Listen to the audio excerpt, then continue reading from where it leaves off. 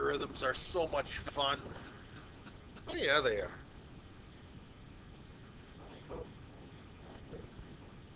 Oh no. Okay.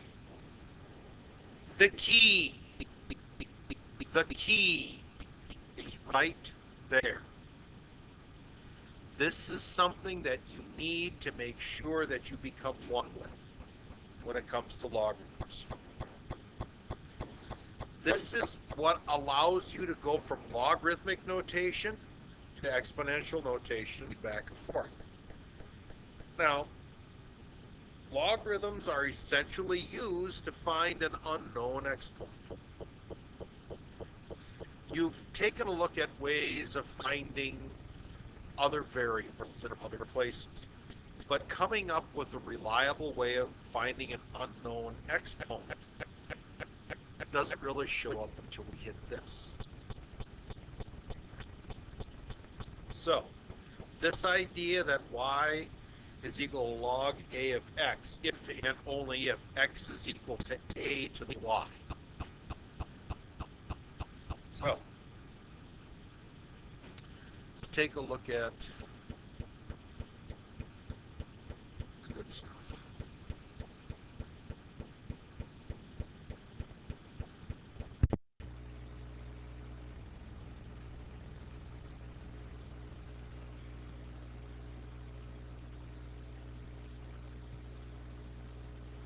So, if we start off nice and slowly with this,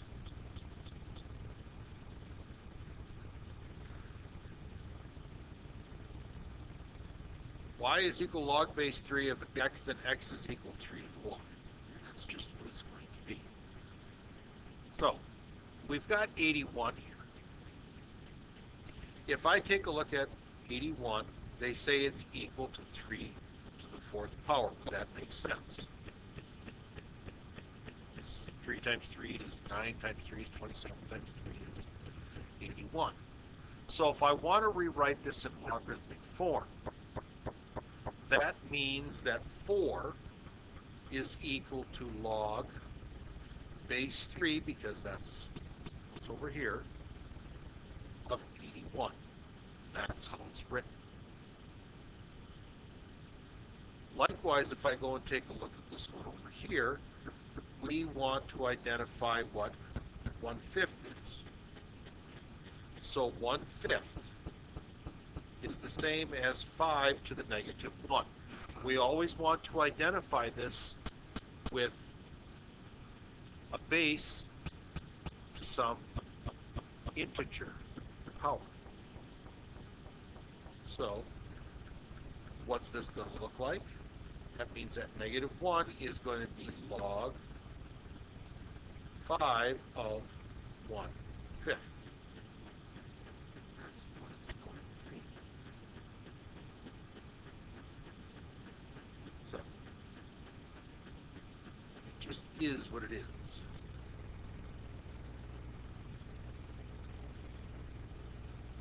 Let's try this. I want to go and rewrite these as a logarithm.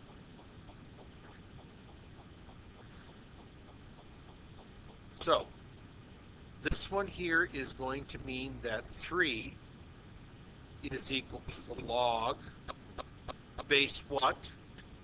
1.2 of m.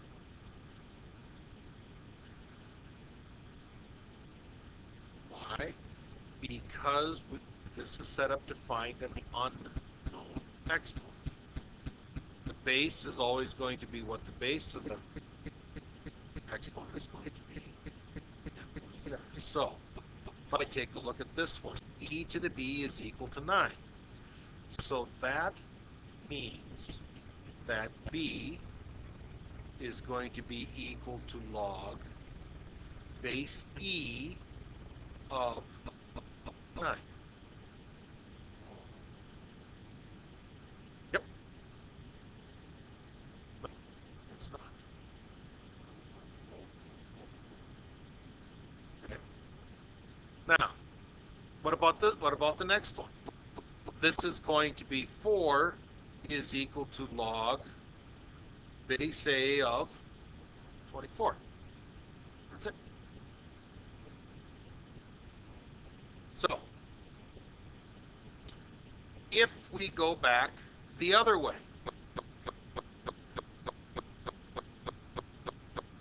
so we need to be able to go back, what is this going to be? Well, that means it's the base, whatever the base is going to be, so that means a to the fifth is equal to 4. Does that make sense? Because 5 is going to be equal to whatever log base a of 4 is. For this one over here, the base has got to be e. What is the exponent? Negative 3 equals b. Over here, base is 3, exponent is c, is equal to 5. That's it. Oh God, no! This is just the beginnings. Okay. Well, now that we know how to write them, now we have to go through and figure out what the values of these wonderful things are. So, here we go. It still isn't all that bad. I want to find out what the exact value of the log base 2 of 16 is. So, first thing, this has got to be equal, we'll just say it's equal to a, correct? So that means 2 to the a is equal to 16. Can I rewrite 16 as 2 to some power? Well, 2 times 2 is 4, times 2 is 8, times 2 is 16. So that means that 16 is the same as 2 to the 4th power, correct? So a is equal to 4.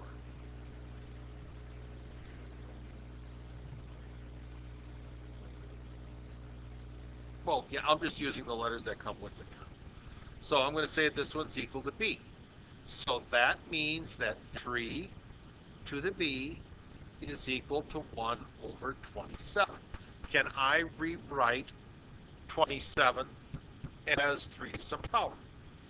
Well, yeah, because that would be 1 over 3 cubed, correct? Because 3 times 3 is 9, times 3 is 27. And lastly, this would be 3 to the negative 3. Yes? So that means b is equal to negative 3. See, it's not all that tricky, is it? It's not tricky. Logarithms are actually kind of on the fun side. Oh, scroll down a little bit and see what we've got more. Okay? Now, here's some more interesting stuff, Domain, domain of the logarithmic function is equal to the range of the exponential function. Range of the logarithmic function is equal to the domain of the exponential function. Okay. So, y is equal to log base a, defining equation y is equal to a to the y. Domain would have to be between 0 and infinity. Range is going to be from negative infinity to positive infinity. So, wants us to find the domain. So, use that wonderful idea.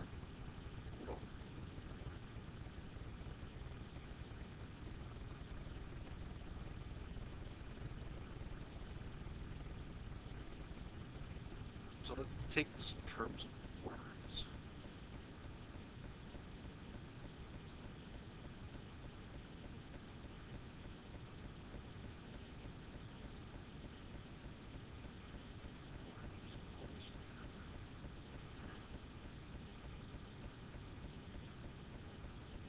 Okay, so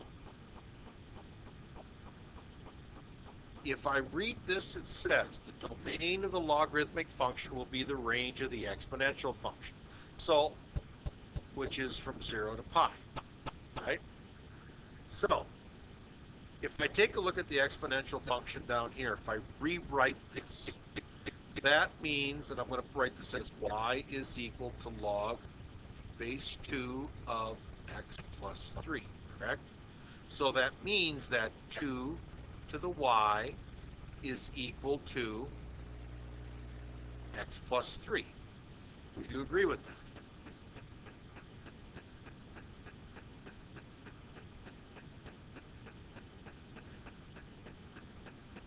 So, if I want to take a look at the domain on this thing, can I put any number in here that I want for x?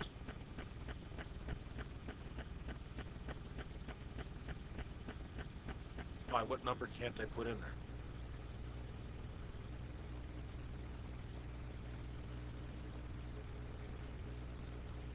Well, I can put negative 3 in there. Why can't I? Can't. Okay, so there's no way I can get 0, right? So you're saying that x would have to be greater than negative 3, right? Because there's nothing that would actually work on that. So let's go back here and see what they say. So find the domain. So x has to be greater than negative 3. Cool. So if the domain is restricted to that, okay, let's go back here. Okay, they just want us to find the domain. So if I go back and take a look at this one here, rewrite it, we got y is equal to log base 5 of, okay, 1 plus x over 1 minus x. We got the idea. So that means that the base is going to be 5. 5 to the y is going to be equal to 1 plus x over 1 minus x. So what can't we have? Okay, x cannot be equal to 1. Is there any other restrictions on this?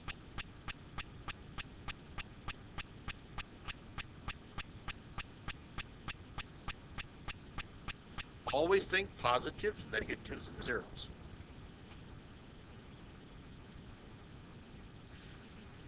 It looks like if I put positive numbers in there, I should be okay with it, right?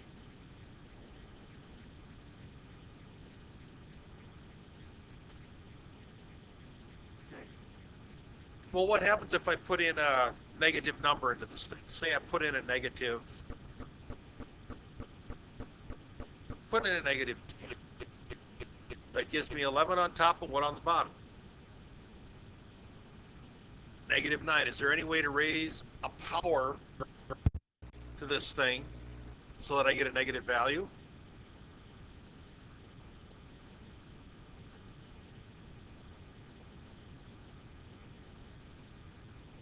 If I put a positive number in there, odd number. So 5 to some odd power would make it go negative? I could take the negative root. I could take an odd root of a negative number. A negative odd number. Okay, so here we go. It says, solving this inequality, we find that the domain of G consists of all x between negative 1 and 1. Well, we were thinking that if we put in a large negative number, it's always going to make it negative, right? Or a large positive number, it's going to make it negative again, correct? The only way to do that is to pick values that would be between negative 1 and 1. Why? Because if I put a fraction in there, so not only do you got to think of large numbers, you also got to think of really tiny things too. If I put a half in there, 1 overrides that, so it makes it positive, correct? 1 minus a half is still positive. If I put in a negative half, 1 plus a negative half is still positive, and negative goes from there. So having this ability to kind of have a mind game and say, what values can I put in, and recognize where things go haywire is a very good thing. So it would just be between negative 1 and 1. So let's try the next one. That means I will just put this in as 1/2 to the y is going to be equal to the absolute value of x. Okay. So, is there any value of x that I cannot use here?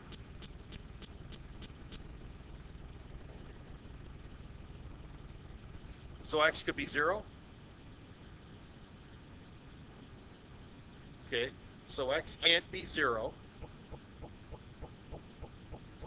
Oops, sorry, so we should actually put 0 down. So,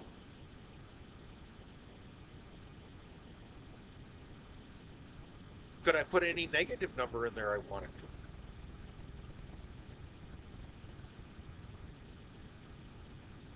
Would it be possible? Yes or no?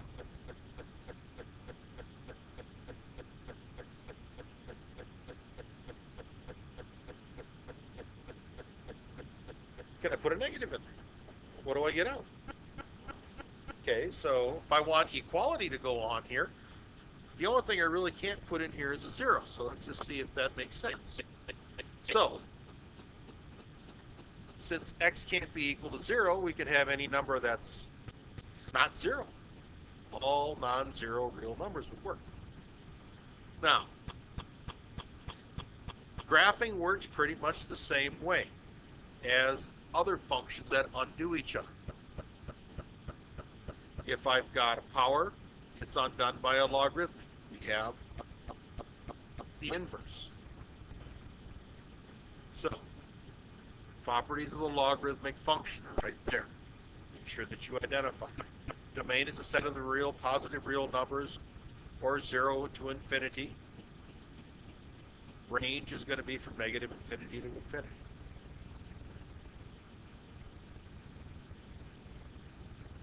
X-intercept is always going to be 1. There is no y-intercept. Y-axis is a vertical asymptote. Increasing and decreasing.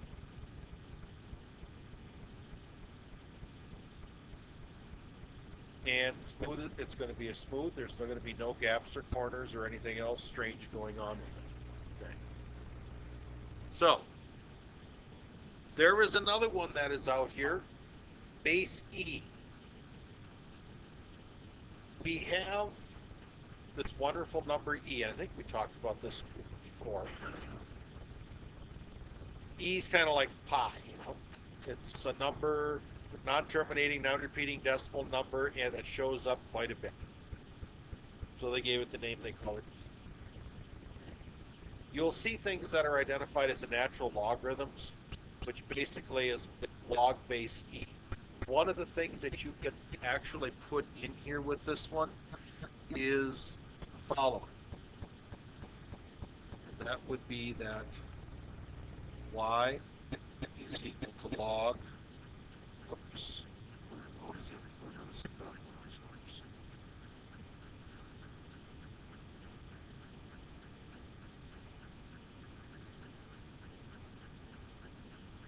So, this is additional notation that can be in there. Y is equal to log base E of x.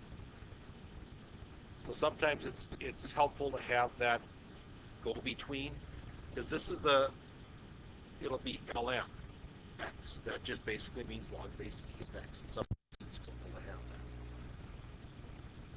that. So, graphing a log and its inverse, that's really not all that big of a deal. And the inverse of it would end up being opposite. So let's, or not the opposite, but let's try this.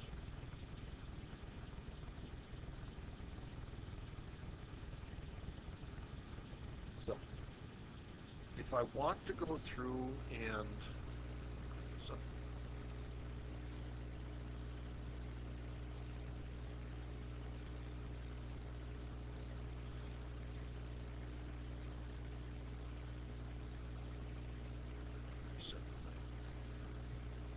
I can pop this in there, negative. ln is right here. So I got the ln, parentheses already there, so it's x minus 2, close it, graph.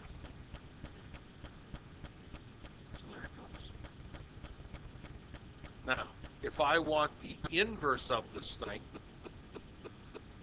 that would lead us back to this idea that y is equal to negative ln of x minus 2. So if you, this is where it kind of comes in helpful to think about it as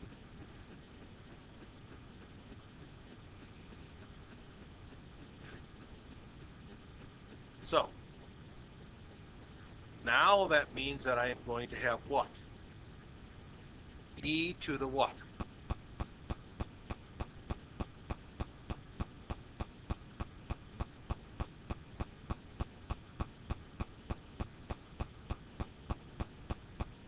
I got that negative in it. Is that going to cause me a problem?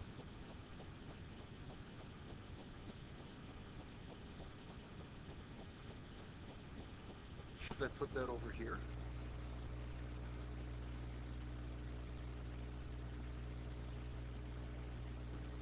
Okay. So you think that's right? Let's try it.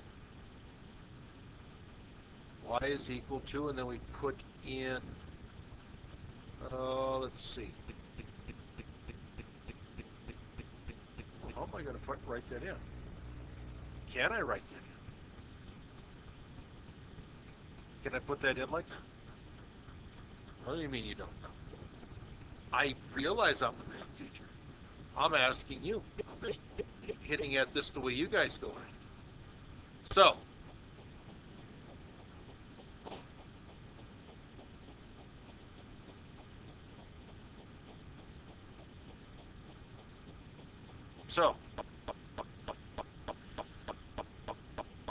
part of the problem here is when I want to drop that in there, I've got input and output going on here.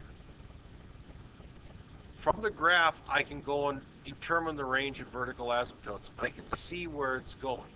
So if I really want to go through and do the graph on this thing, I could take a look at the points that would be identified on the graph itself. Calculator, come on. So I could take a look at this.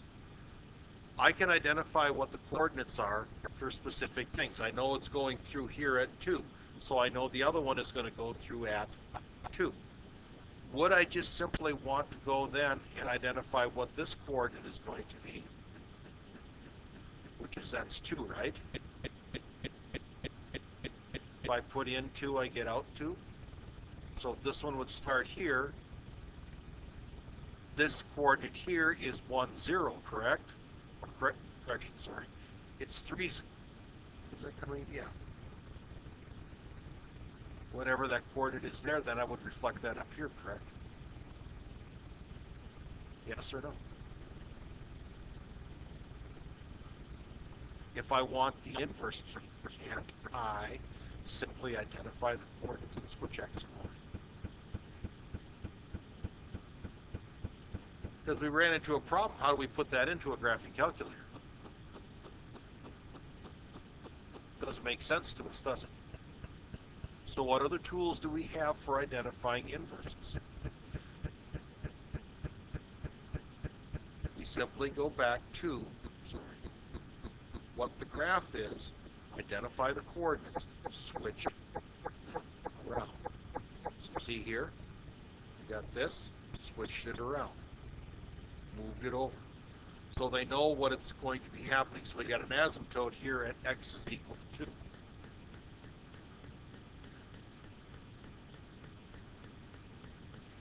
Part of the problem that we have with this is that graph comes up to it, we don't see it stopping. It really isn't stopping, is it? I suppose if I wanted to, I could try this graphing calculator here, turn this one on. Second, plus 712, use the older one on here, y is equal to, and we said that was negative ln of x, what was it again? Plus 2 or minus 2? Minus 2, close it, good, graph. I was hoping you would throw in that. So, we get the same exact thing. identify what the points are because we know that this is going to be going up as an asymptote. Flip it around. So that means that we would end up having an asymptote down here, x equal y equal -2, and away we go. So, ways of dealing with it. Now, if you go through here, we want to try and proceed and solve this thing for y. The easiest way to go through and do this, rather than trying to get it here, is to flip this thing around. Because this is the same equation as this, correct? This translates into this. So how do we go to the inverse? We switch what around? E to the x is equal to negative. Yeah. Is equal to y minus 2. Is that legal for us to do? Switch it around. Switch the x and the y around. So now what I can do is once I get back into here, I want to go and get this so that I can solve for y, right? So would that end up being e to the negative x plus 2 is equal to y? Or shall we say y is equal to e to the negative x plus 2? So now, do I have something that's graphable? If I go back here, y is equal to, put that down here, if I run this as second, on the log you'll find the e to the negative x, close it, plus 2 graph. Okay. Now remember, you got to kind of imagine that this line is going up over here. So, did they switch?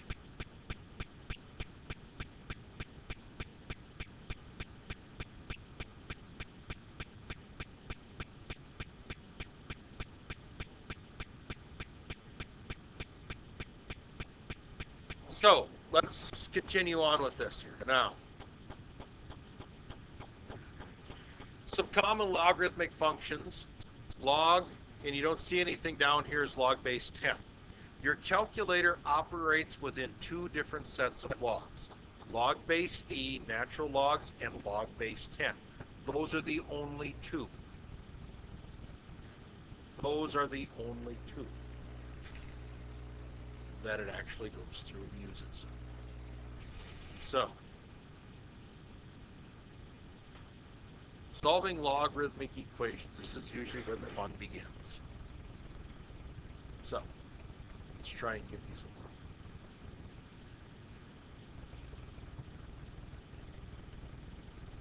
I want to go through and solve this. So log base 3 is going to be equal to that, right? I have no idea where it's going to be at. So if I want to, I could turn this into 3 to the second power, right? It would be equal to 4x minus 7. Now have I created something that is solvable for you?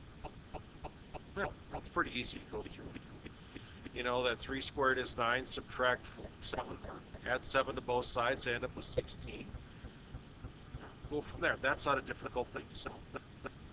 Over here, this would be x to the second power is equal to, is equal to 64. Is that easy enough to figure out what squared is equal to 64? 8. No big deal.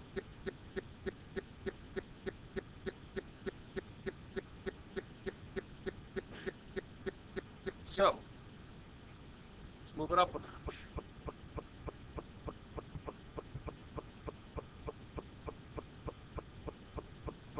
I need that. I need to solve whatever that is equal to. Well, if I put it into logarithmic form, that means that this is going to be log base e of 5 is equal to the 2x. Now, we don't have log base e. It really should be the ln of 5 is equal to 2x. Divide both sides by 2, divide both sides by 2. So what we end up with is going to be the ln of 5 divided by 2 is equal to x. This is what it should be. So, grab the calculator. Yeah. So I clear that out. So I would hit the ln 5, enter, divide 2, boom. And there we go. That's what x is equal